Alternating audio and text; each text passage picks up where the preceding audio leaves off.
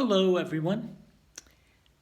We left off the story last night, the story of Ruth and Naomi, with the two of them. Naomi was Ruth's mother-in-law, and after both of them had their husbands die, they stayed very close friends, and they went back together to Naomi's hometown of Bethlehem. And we left off the story last night with them just starting out on the journey.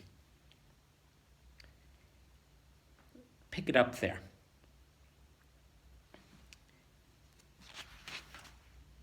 When Ruth and Naomi arrived in Bethlehem, it was harvest time. They were hungry and they needed food. So Ruth went to the fields to gather some grain. Because she was not from there, people noticed that she was different. Have you ever been in a new place and people say, "Who is that?" Or maybe somebody new moves into your neighborhood and you say, "Who's that kid?" Maybe they talk a little bit different. Maybe you say, "You guys," and they say, "You all, y'all."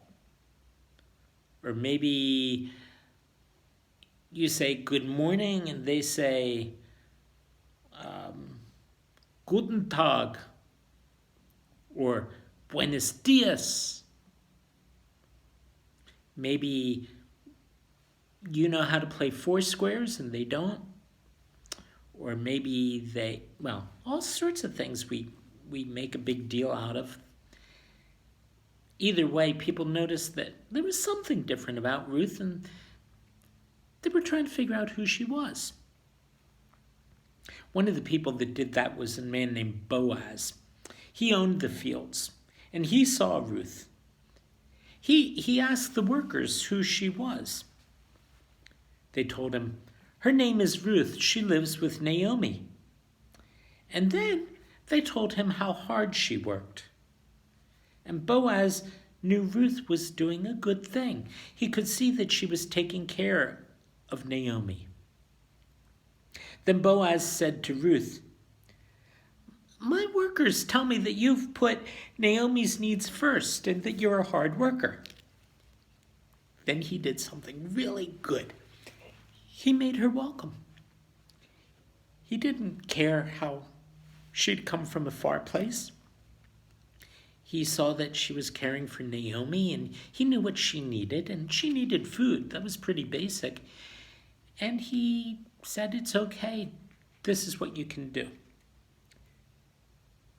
You may gather grain from my field, and I've told my workers to be nice to you. When you're thirsty, you can even drink from my water jars." That meant a lot because water got heavy, and if you had to drag it out to the field, you might say to somebody, "Hey, that's mine." He said, "No, let her share along with everybody else." And Ruth was grateful to Boaz, and she thanked him for his kindness.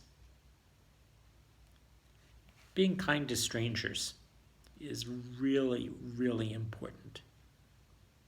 You have to be careful if it's somebody you absolutely don't know, but if it's somebody who's just come into your class or somebody who's moved onto the block, making them welcome is an important thing. And it's not always an easy thing because sometimes you'd rather just play with your friends. And it's easier to share blocks or dominoes than it is to share friends. But sometimes the real friendships that you make that way, they are really good, strong friendships.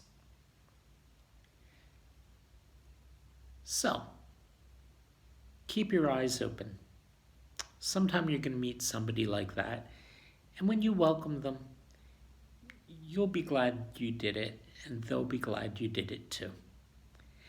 And if the story that I have here about Ruth and the food she picked up in the field holds true, then I have a feeling God will be happy about the whole thing too. So sleep well, guys.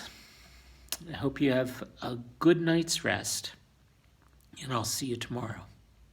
Good night.